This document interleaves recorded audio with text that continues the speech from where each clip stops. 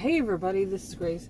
In this video, I'm going to say more about, I made a couple of videos about during hurricanes. I mentioned it in one just a little while ago, haven't put up yet, about, different things that happen, after a hurricane. Now, I grew up along the Gulf, and I experienced hurricanes I'm 59, so way back then as a child, and we didn't have much warning, and it wasn't until more recent years that there were warnings. And I also mentioned that I own property there and don't have any intention of going back because of the hurricanes. Okay, and that's the reason, the hurricanes. I had said that when I got older, in my 50s, I'm 59, that when in my 50s I probably would, but hurricanes, plural. But there were other things I wanted to talk about, and I think I mentioned that. I did two of them mainly, 2 videos. And some of it is just about the scammers, the people who take advantage of it. And then that I mentioned in another one is mainly the first one, and then the third, I don't know if I'd call it the third because it was a video about different things. So I'll call this one maybe the third. But about, the people who will take advantage of it in any way, shape, form, or fashion. They don't just take advantage of, say, a hurricane, anything, any kind of natural disaster like tornadoes or whatever it is where they live, but also like people's death, other people dying, even people really close to them. And the reason is they don't care. I don't diagnose, but I'd say psychopath, sociopath, type behaviors perhaps, really, they don't care, no remorse, guilt, and or shame about any of it. And, but I know that I had property there, and I'd have to fix it up after hurricanes and all this stuff. And of course, there are these who are going to take advantage of it in other ways, like the contractors, and I'm sure many people have heard about these. Contractors coming from other states or just even in the same place, and they'll say, well, it's going to cost more because, the people who are going to have whatever fixed, they don't know how much it's going to cost, for one thing. And they know that these are people who are going to get their insurance, and they're going to get help from this and that, whatever it is. So they're going to try to take advantage of it, price gouging and all. And one of the things I don't think, many people have thought about is that they will also say things like that the cost of the material is higher. And so they're blaming the price gouging on the builders, where they get the supplies. And are these people going to go and check to see if these supplies are different? Would they even know? This type of board costs this much, when before it cost how much? Would they know? And they know this. Okay. So it's not going to be them that's price gouging the amount of the construction. But really, something more needs to be done about that. Not just putting it out there that, oh, this happens. I've known this before I've ever seen it put out there, by media. I knew about it, that people did that, because I grew up on the Gulf, on the coast, near the coast, and hurricanes and tornadoes, yes. But something more needs to be done about that, because you got to have these small towns, these small areas, and they're going to be just people from other states or people just across to the next state, say 100 miles away coming in, and it's anybody. So it's not going to be one that you're going to look up in the phone book. Okay, I know nobody looks at things up on the phone book. And how are you going to do that? People are going to be desperate. People are going to want some semblance of normalcy. Some would say normality. They want that, and they're desperate. Maybe their water, pipes were burst, or not burst, but, broken, whatever. They're desperate for some water. They're desperate for whatever it is, electricity to work right, whatever. So they're going to wind up paying. Something more needs to be done. But what could it be? Maybe, some form of military. Yeah, that is going from house to house and asking who did the work, who's doing the work, check up on the people who are doing the work, supposedly. But the thing about it is, even with that, they might say they're going to do the work, they take the money, they never come back. And don't ever pay anybody before the work is done and inspected. That's where it should be. That's where it should be. Don't trust them when they say, well, they have this and this and this and that. Wait until it's inspected. And that should be a norm. I don't know how all that works myself, but yeah, it should be a norm once it's inspected and the inspector says how much it should cost. Inspector, that I'm just now figuring this out. Just now thinking about this, but wouldn't that be the best way? Or am I, like I said, I might not really know, have a clue. I might be way off. But wouldn't it be the inspectors would be the one who could say if it was price gouged? Really, no matter what it is. It's electricity, it's plumbing. Yeah, so then that person wouldn't get their money after all. But I need money for the parts. No, if you had a legitimate business, you would have the money to get the parts yourself and then do the work and then get paid. If it's a legitimate business. My personal opinion, I could be wrong. But it doesn't work that way. And we know, it should. It really should work that way.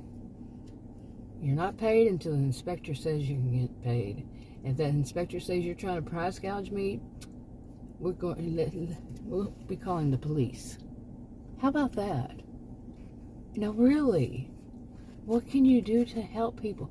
And then it's not just about that, okay? I can move on from there. Okay, now they can do, other things can happen. I'm not going to be able to list them all, but I'm focusing on these two, really. And that is people, like these days, I have been online since 1990, a little before then, so I've seen it quite a bit. But you can see people who are going out and they're going to go help, help these people in need. And it can be online, you can see it, but you can also see this, of course, in face-to-face world. People are seeing it because they're making videos of it, and you're seeing it online because, yeah, you get all that. So both. It's real life. IRL, all of it's real life, people. For somebody. Oh, come on. But anyway, you have these some would call grifters, con artists, scammers, whatever it is. But even some that seem like, or maybe they have the reputation of being legitimate businesses. Okay, I'm not talking about contractors now. Legitimate businesses that are going to go and help and give funds to them, or this is always good. This, I'm going to say it, legitimate businesses that are donating money, or they're donating food, supplies, whatever it is. That's, of course, is good. That part is good. But now, if their intention, and some people, just individuals, will go and charity, it's all charity, give clothing. I think many of them say don't do that, but some do.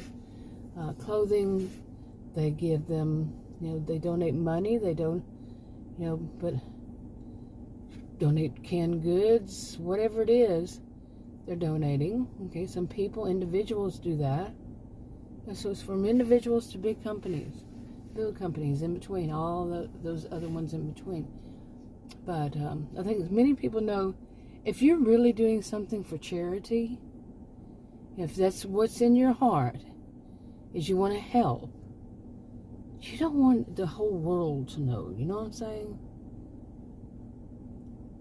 You really, you really need to think about that. Is it really just so you can get your face on, a video, or you can make a video and get your face on TV? what is all that about again? That might happen by accident, but yeah. But if you purposefully do it, you have a purpose behind doing it, and then you're going to call yourself a Christian, really. I remember when I first started doing videos on shopping videos, I had made comments that, I'd go and buy some stuff at, some stores like Dollar Tree or something, and, little stuff, and then I'd donate them to, like, senior living communities. With the people there, for like some senior living communities, the people working there love to draw and paint and, well, not paint, but draw. Well, they do like painting, but, stuff like, I guess those coloring books for adults, these things. I buy stuff like that and, donate them. Okay. But it was bothering me because for like I am a true Christian, you don't want the world to know that you do charity. Last I heard, okay, that's something you do. It's not something you brag about, you boast about, you tell the world about. It's you do it. It's really what's in your heart. But mine was, when I was doing that, I was like trying to, say maybe other people could do that too. It'd be really nice for people who live in, senior living communities or nursing homes, and they don't have much there. It really would be a good thing for people to donate. Of course, the like activity director, usually, activity director slash, what else do they call it? Activity director or life enrichment director. Okay, along this line. They're the ones that usually go through it and see if they can have it. If they can have that stuff there, some things might be toxic, you get it, the gist. But anyway, that's a good thing. Now, there are people who do things, and they don't need them, like I said, to go back to that. But the ones that are doing these things, and they want their face shown, they want how they're so charitable, how they do so much for so many other people. What is their true purpose? Is it because they feel it from their heart or soul, depending on how you look at it? Are they doing it because they're caring, loving, caring people? It's questionable, Or are they doing it to promote themselves? I wasn't doing it to promote myself. And no. And I, like I said, it was bothering me but it was such a thing for me at one point in my life. I was a life enrichment director. I worked with senior citizens, especially people with dementia. And it was during the time my mother was alive and she had dementia. And I did start off doing volunteer, and then I actually worked for a while. I think volunteering was much better instead of paid, if you could call it that. But no, really, I learned a lot then that they don't have much. Even in the ones that are really expensive, were back then, it was like, that was quite a while ago. Back then, there were like some people were paying $10,000 a month to live in these places, and they basically they didn't have stuff. Little stuff that maybe, even like Kleenex or whatever brand, whatever other type. Little things like that meant so much to them that people would buy. I bought quite a bit. Well, see, that saying that I did is what would bother me. But these people I'm talking about, that they say that so they can promote themselves. Like I'm saying, they want, like if they have whatever social media they use, whatever social media their own whatever that they can make money off of, whatever it is online. If it's a channel, if it's I don't know what you call all those. There's so many different social media platforms. But whatever it is, they can promote themselves and make money off of it. And they make sure they keep doing that. Keep saying, look at me, how much I get to charity. That kind of rhymed. But, kind of. Depends on how I said it right. But, they do that so they can. So they can benefit. And I think there are some people who are smart to say, no, yeah, I see what you're all about. And maybe some of them is not really what they're all about. Like I just said, some are, I'm not monetized. I don't get money for any of the videos on any of my channels that I do. So I don't even have any of those apps, you know, those, not apps, whatever you call them, where people can send money. None of that. Okay, so mine's charitable. I shouldn't have said that. That will bother me now that I said it, but you get what I'm saying. To me, I'm saying it is, you know, giving to charity is great, is wonderful. You know, of course, it's not one size fits all across the board. Sometimes you might be giving to charity and not realize what you're actually giving to. Yeah, and for some people, it says, well, if they don't give to charity, they might push the, you know, the owners or the whatever's to step up to the plate. Really? Anyway. But then there are these people who, you know, do that, and they're putting it out there, and they're saying, hey, other people go and, you know, be charitable too. See, I am. I'm being this. I'm being charitable. So could you. But like, let's go back around. You've already got that. Some people, no, they're just wanting you to think that they're charitable people. But really, they want your money. You know, they want you to think of them as having such a good and kind heart. And, you know, or, you know, good and kind heart. So you'll continue to do that. And of course, they're going to flash up their whatever those things are where you can send money. Oh, but you send money and you can help, and I'll go do this and I'll go do that, and I'll send the money to them. I'm right here down the road from them.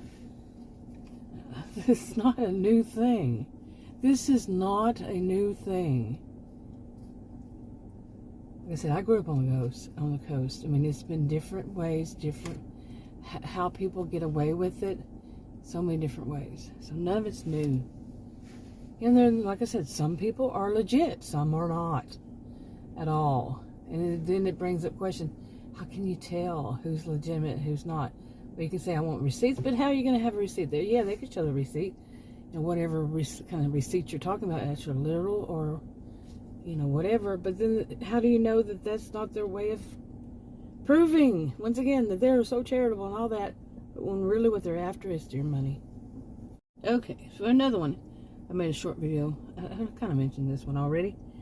And I made a short on this one of those hashtag short videos. Is to move on to this one. How do you call a grifter? What do you call a grifter who's only like say they have a social media, you know, where they have a social media account where they have the people like their family, their friends, and they have a lot of friends or associates, maybe people they went to school with, you know, they're older like my age, and they have all these, you know, other people, they looked them up and all that. Then some kind of natural disaster or some kind of death in the family or some kind of whatever it is happens, and they're would you call them, they use that to their advantage to get money to do the same kind of thing I'm talking about. Would you call them grifters when it's family, friends, and say they're associates, people they've known in the past and present? They're not trying for anybody outside of that. You know, it's not something that anybody else would be able to see, just some stranger, but it would be people they know. Would you call them a grifter, a con artist, a scammer, or whatever? Maybe there needs to be another, or is there another name for those who do something just like that versus those who do not care? Well, wait a minute. Oh my goodness, all this. I'm sitting here shaking my head, literally shaking my head. But, I mean, what do you think about all that? I mean, and I can only see that these things are going to worsen. But I really think there needs to be a lot more on all these different social media platforms. There needs to be more moderators. Seriously. Each genre needs moderators. Especially when something like this is going on, and you're going to have those grifters come in, you're going to have the con artists come in, the scammers, the whatever you want to call them, come in and use these to their advantage. You know, some people say, well, that would be, you know, like if you tell them, you know, you report them to the, you know, they're against terms of service or whatever it is, or for whatever social media platform, and you report them to their whatever social media platform it is. Someone say, well, that's a snitch. Maybe they've never been on the other side of that. Maybe they've never been on the side that when they're being taken advantage of during the worst time of their lives. So they would not think of them as snitches. They would think, thank goodness there are good, decent people out there who will talk to the manager. You know, some people put it out there because they don't want anybody talking. The whole thing, speak to the manager. You know, that Karen type. They put that out there for what reason? Think about it. Really. Think about why would they? Something's going wrong. Somebody's doing something bad. Why would you not tell them? Because you're going to do something yourself, or you have done something yourself, and you don't want people to get an idea that you actually should do something about people who are scammers, grifters, so on and so forth. Do you see what I'm saying? Anyway, wrapping up. Talk to you on another video. Bye.